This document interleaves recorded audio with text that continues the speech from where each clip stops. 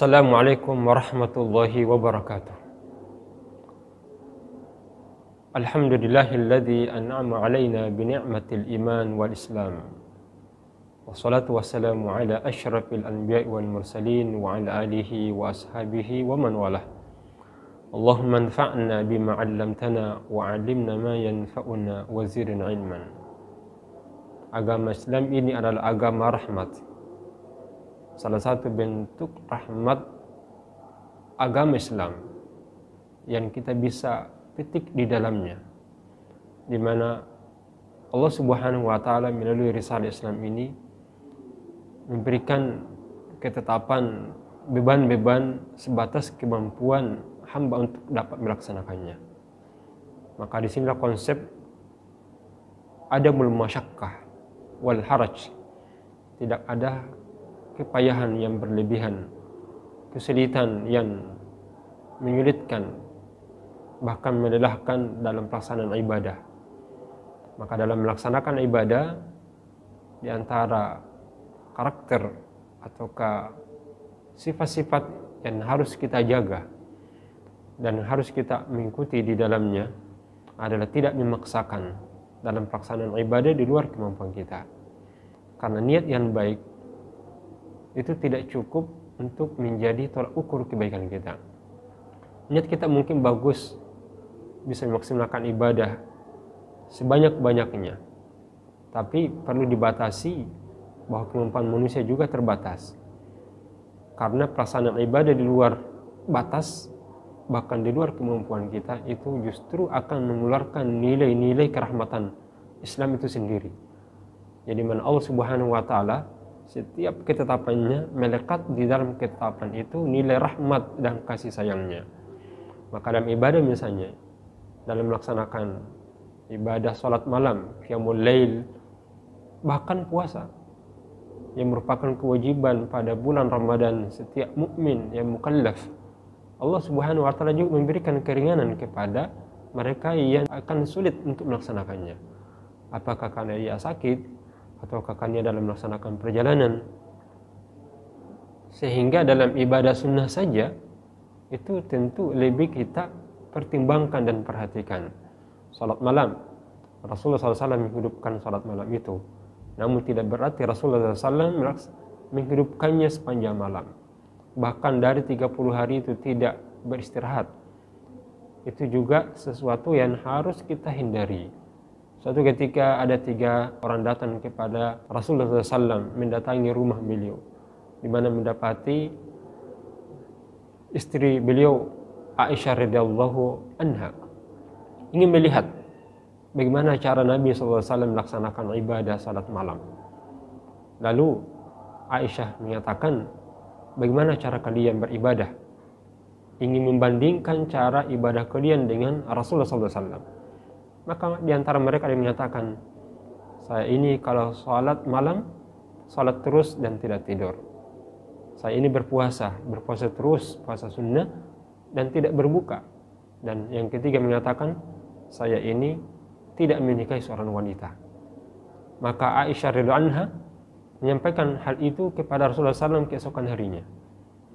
Menemui Nabi SAW, menyampaikan apa yang disampaikan 3 orang yang datang kepada beliau untuk menyampaikan cara ibadah mereka dan ingin membandingkan dengan ibadah engkau. Maka Rasulullah SAW menyatakan keesokan harinya saat bertemu dengan 3 orang tersebut yang datang kepada Aisyah radhiyallahu anha, kalian yang telah menyatakan, menyampaikan cara ibadahnya dan mengatakan berpuasa namun tidak berbuka, salat malam tidak pernah tidur, dan satu tidak menikahi seorang wanita. Kata Nabi SAW, "Faman raghiba an sunnati falaysa minni." Orang yang tidak mengikuti sunnahku bukan bagian dari umatku. Kenapa? Saya salat malam tapi juga tidur. Saya puasa dan juga berbuka. Dan saya juga menikahi seorang wanita. Bahkan lebih daripada itu.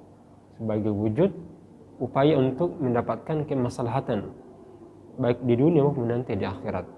Adanya keseimbangan. Karena fitrah manusia adalah melaksanakan sesuai dengan fitrahnya. Dan fitrah fisik adalah untuk memberikan haknya untuk istirahat, untuk berbuka dan memenuhi kebutuhan biologisnya. Sisi lain dia harus memenuhi kebutuhan rohanianya lewat ibadah-ibadah yang telah Allah jelaskan di dalamnya. Bahkan Rasulullah SAW pernah mendapati ketika masuk masjid tali yang tergantung di tiang masjid. Lalu Rasulullah SAW menyampaikan kepada sahabat, ini tali siapa wahai para sahabat? Maka disampaikan oleh para sahabat bahwa ini adalah tali milik Zainab ya Rasulullah SAW. Di mana Zainab radhiyallahu anha adalah orang yang giat melaksanakan salat malam. Sehingga pada akhirnya ketika beliau mengantuk, menggantungkan tali agar saat ia mengantuk dalam melaksanakan salat, beliau bergantung supaya tetap berdiri kokoh. Namun apa jawaban Nabi SAW? Ya, beliau mengatakan, kalau memang engkau mengantuk, maka istirahatlah. Ini artinya bahwa ketika kita melaksanakan salat malam atau qiyamul lail atau salat tarawih dan kita tidak bisa mampu maksimal karena mengantuk misalnya, maka boleh saja kita istirahat sementara, kemudian kita lanjutkan kembali. Karena fitrah ajaran agama Islam dalam melaksanakan ibadahnya ini itu harus berimbang, ya, antara fisik kita dan rohani kita, jasmani kita. Sehingga keseimbangan ini kalau tidak kita perhatikan, justru akan menyalahi sifat keistimewaan dan ciri khas daripada ajaran agama Islam dalam upaya mewujudkan kemaslahatan hamba di dunia maupun nanti di akhirat. Demikian juga dengan hal yang lain. Ibadah yang sifatnya pembebanan dari Allah, ada masa-masa kita harus beristirahat di dalamnya. Upaya untuk apa itu kita lakukan?